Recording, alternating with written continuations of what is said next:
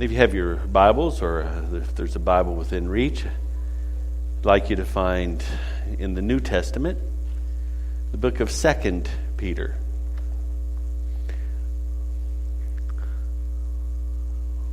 Or as the hoity and toity would say it, 2 Peter. If you're not sure where it is, there's a table of contents, so just eyeball that and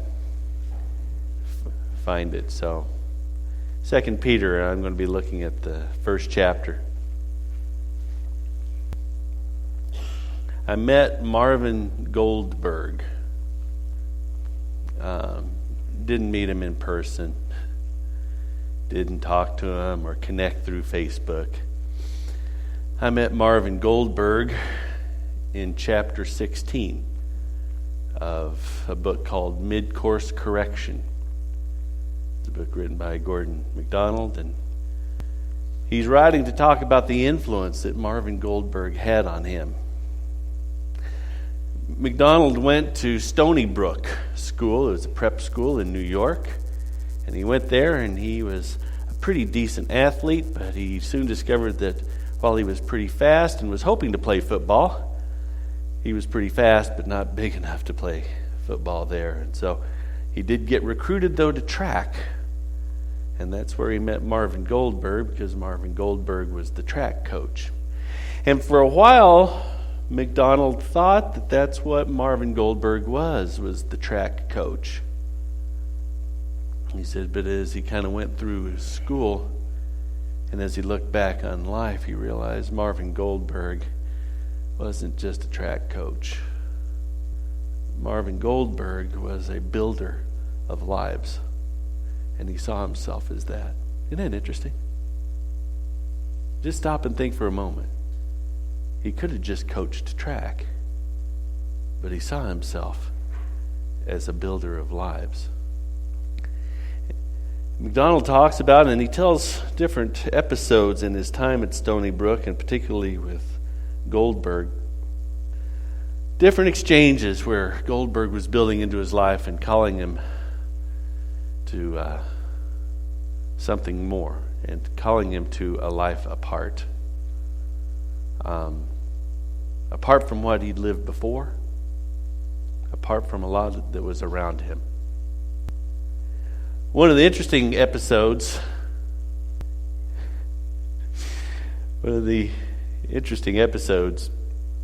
is MacDonald was a sprinter, and Goldberg had him running cross country.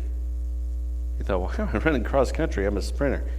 Goldberg said, to build your stamina.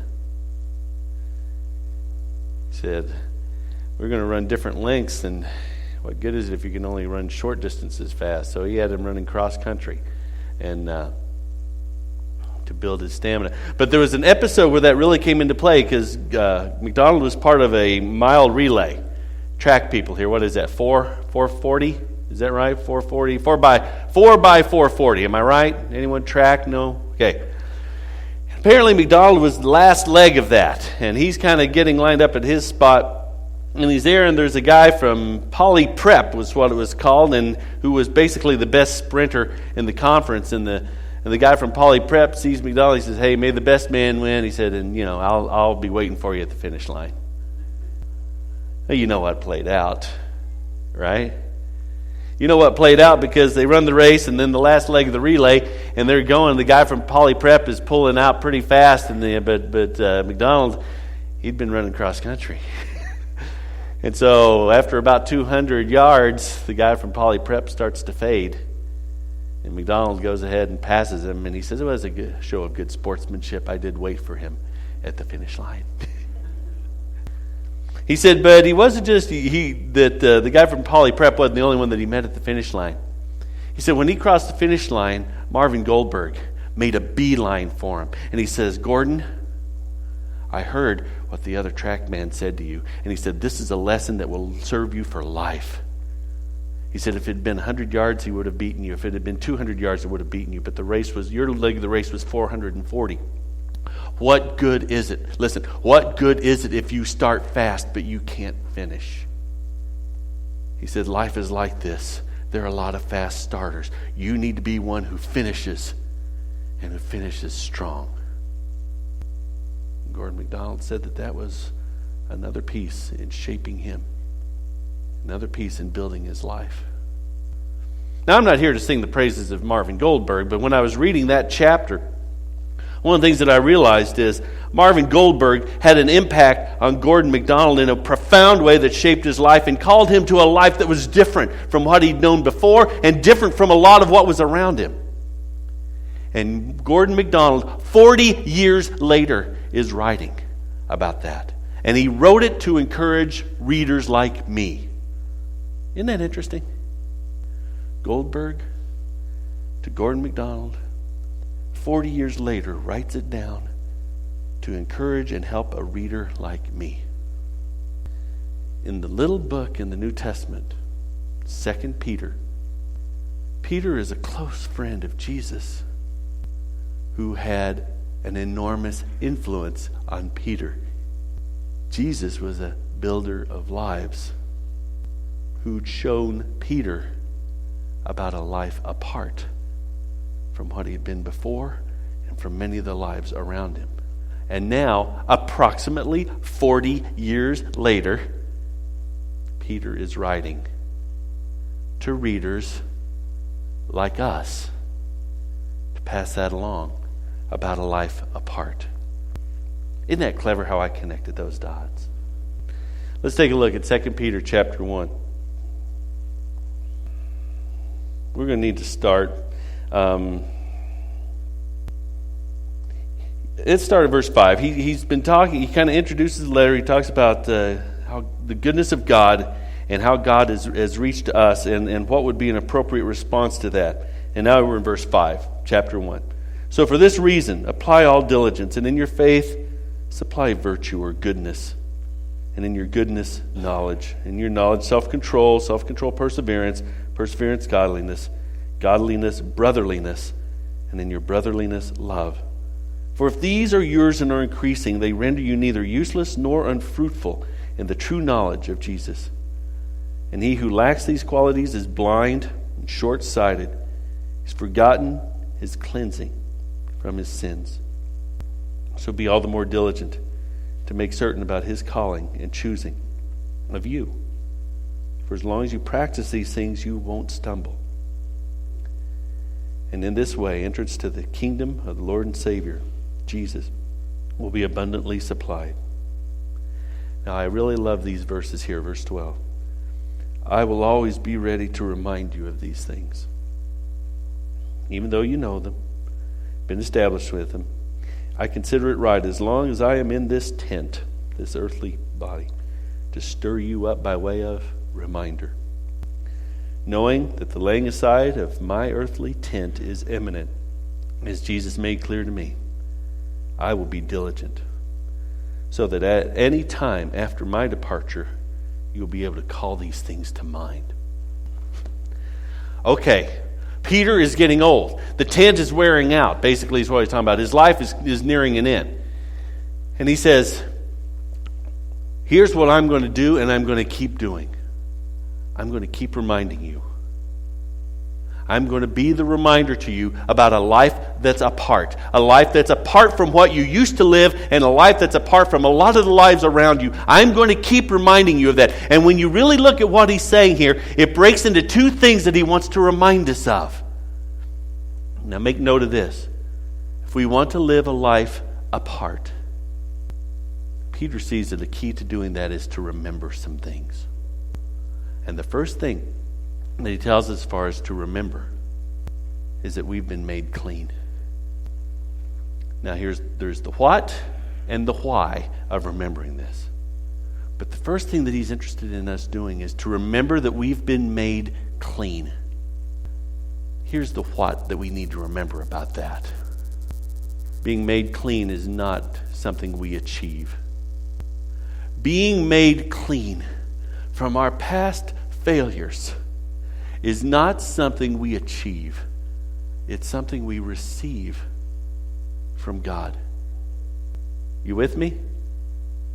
Being made clean of our past is not something that's some great achievement on our part. It's something we receive from His goodness. And that's the other part we have to understand. We have to remember this. We are made clean not because of our goodness. There is no qualifying about being good enough for God. Can we get past this one? Nothing about Barney that's going to make God slap his forehead and say, wow, look how good He is. And there's probably not anything about you that He's going to slap his forehead either. We're made clean not by our goodness, but by His. By His sheer and staggering goodness. Some may know these verses, some may not, but if you have something to write with and a bulletin, you'll want to write this passage down. It's Isaiah 53, verses 5 and 6. The prophet sees, this is 700 years before the fact. By the movement of God, he sees and perceives that there will be one who comes who can do what needs to be done so that we can be made clean. And this is what he writes. But He was pierced through for our failures. He pierced through for our failures. He was crushed for our sins. And the punishment for our well-being fell on Him. And by His stripes, we're healed. We've all gone astray. All of us have turned to do their own thing. But God caused the failures of us all to fall on Him. We need to remember this. This is what we need to remember. We are made clean by His goodness. No one has any bragging rights on this one. Picking up what I'm laying down? Peter says, this is something you really need to be clear about, and I'm here to remind you, and you need to remember. You have been made clean. The stuff from the past that you're not proud of is made clean, not by you being so good, but by Jesus being incredibly good and laying it all down for you. We need to remember that. That's what we need to remember. Now here's why we need to remember it. When I remember that my life's been made clean by His goodness that I couldn't earn, it makes me thankful. I get to live a life that's better than I deserve. And I'm grateful. And as I go my way and I find folks that don't seem to be very grateful, I wonder if they've considered how they were made clean. See, when I look at my life, it's all better than I deserve. I deserve hell. But instead I get heaven. I deserve to be left completely abandoned and alone. But instead, I have family. I have friends. I have a church family. It's all better than I deserve. And I'm thankful. That's why I remember. It makes me thankful. Here's another reason. It makes me humble. I want to remember how I was made clean because it keeps me humble. Let me clue you in on something. We live in a culture that will go to any extent to avoid feeling bad. Have you noticed that? Like feeling bad is like the word. Really? Listen, here's something we have to understand. Sometimes we need to feel bad. That has a humbling effect on us. That has a sobering effect. And here's one of the things that we have to consider. I have to consider. That whatever my failure was so serious that when mixed with your failures and our failures, whatever that was so serious that it could only be dealt with by the death of the Son of God. That humbles me. My redemption cost the Son of God His life. And He was willing to do it. And that humbles me. You? when I remember how I've been made clean, it helps me to be it helps me to be forgiving. Random survey: anyone here ever spectacularly blown it in your life? And you know what you have to do after that? Own it. Apologize. Ask for forgiveness. There was a man that I held in such regard. And at one of those many instances where I had spectacularly blown it, he was one that had been wronged in it, and I had to go to him and say, it's mine and I am so sorry. I got a letter back from him that said, Barney, when I look back on my life and I see just what God has forgiven me of, how could I not forgive you? And he grew another couple of feet in my eyes. When we consider how we were made clean, I think it makes us forgiving. And how dare we, in light of what we've been forgiven, how dare we carry some of the petty things we do? That's why. Got more? Want some more? Here's why I remember how I've been made clean.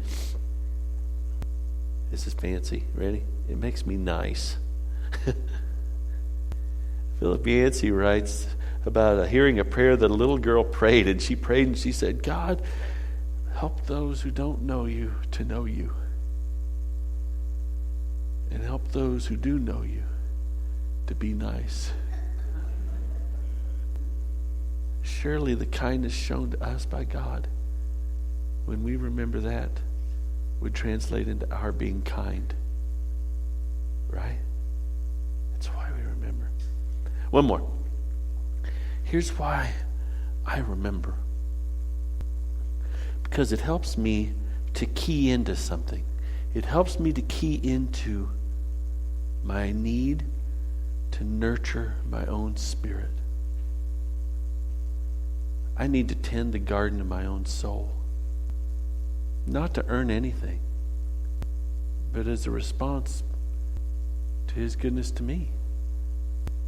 I want to become a little bit better than I was. I want to become a little more gracious. I want to become a little more kind. Don't you? That doesn't happen just by wishing it. It happens when I key into that and nurture it. Had lunch today, or this past week, with a friend. We didn't really know each other all that well. We knew of each other. We had a chance. And actually, he made the invite to me, and I was really honored that he would. And he said, how about I treat you? And I said, well, here's the only thing. I said, if I may, I'd like to treat you. Well, I said, you just have to understand, I'm in training. And I didn't elaborate on it, but I'll elaborate on it with you all. I want to be a person who's generous. And if I can't buy a friend lunch, how am I ever going to grow in generosity? If any of you would like to grow in generosity, I'm willing to help you. Peter writes, he says, I want you to remember this. You need to remember you've been made clean. I have one more point, because that's just the first one. And I'm just going to go for it, okay? I'm sorry you're here. Here's the second part. He also writes to remind us of our calling. And there's something that sometimes gets fuzzy because we don't know what that calling is. It's like, he says, I want to be the one who keeps reminding you, this is your calling. This is what God's called you to do. This is what He's chosen you to do. I want to remind you of it. It's like, okay, but what is it? Here's what I think our calling is. We're called to live. I'm called to live as a forgiven person. My calling is to live as a forgiven person.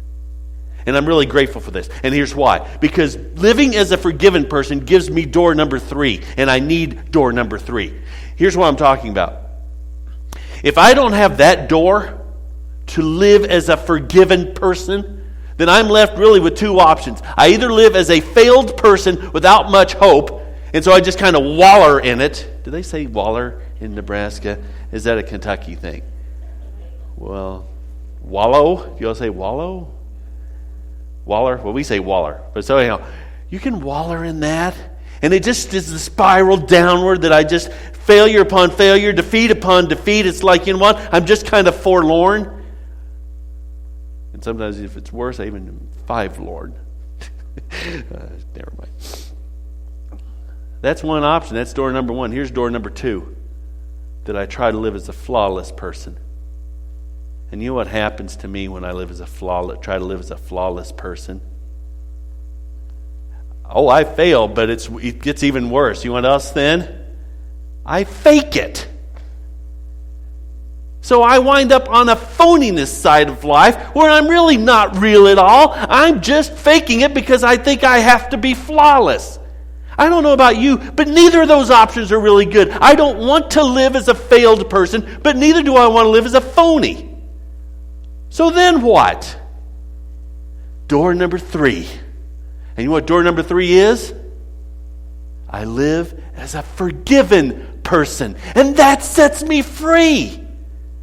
That's part of what the barrier to church is. We have folks who are trying to live flawless lives because they're trying to be good enough for God, but they're not faking anybody even though they have to fake it. So everybody in the whole community knows, and we know what that is, and yet they're still being a fake. How about this? Let's live our calling. We live as a forgiven person. When I live as a forgiven person, I am free from deceptions.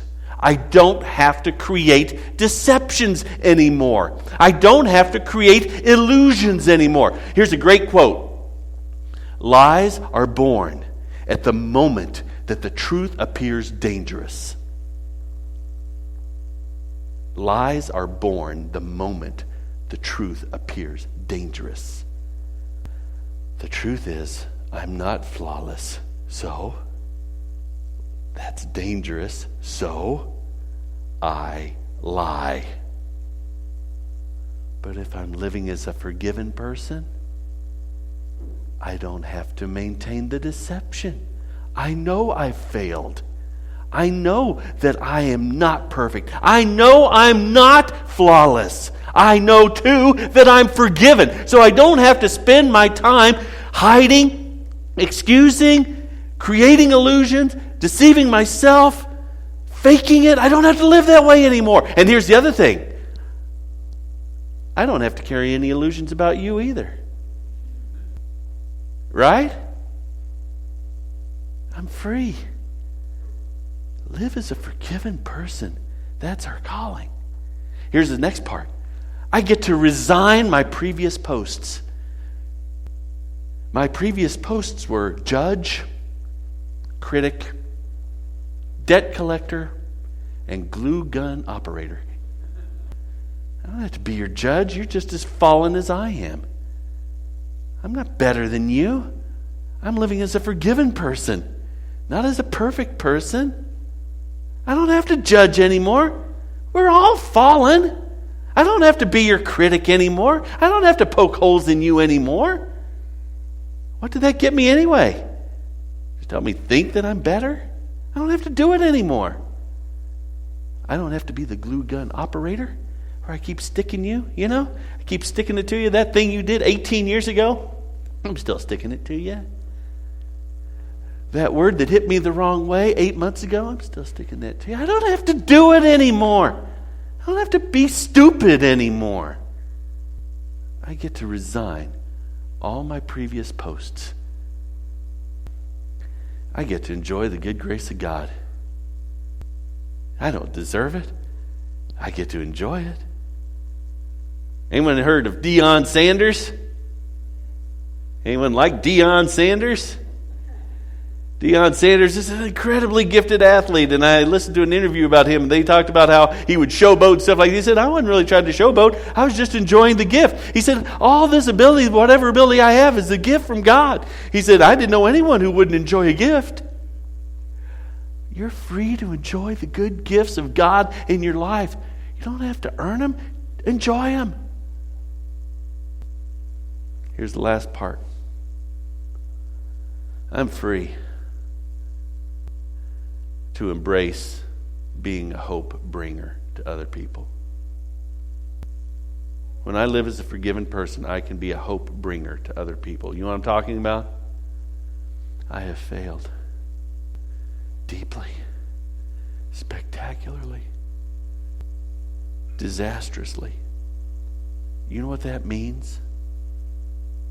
I can come to you when you've failed spectacularly, devastatingly, and I can say, it can be forgiven. You know how I know? Because I was forgiven. When you're walking a path that's really, really dark, I've walked some paths that are pretty dark. And I can come and I can say, you'll get through this. He will see you through. You know how I can say that? Because he's seen me through. When you're faced with an incredibly difficult conversation, an incredibly difficult decision, I can say, he'll guide you through. You know how I know? He guided me through. When I live as a forgiven person, I can be a hope bringer to other people. Living a life apart. Something different than what you lived before. Something different than what passes for life for a lot of the folks around us. Start by remembering. Remember how you've been made clean. Remember you're called to live as a forgiven person. You're free.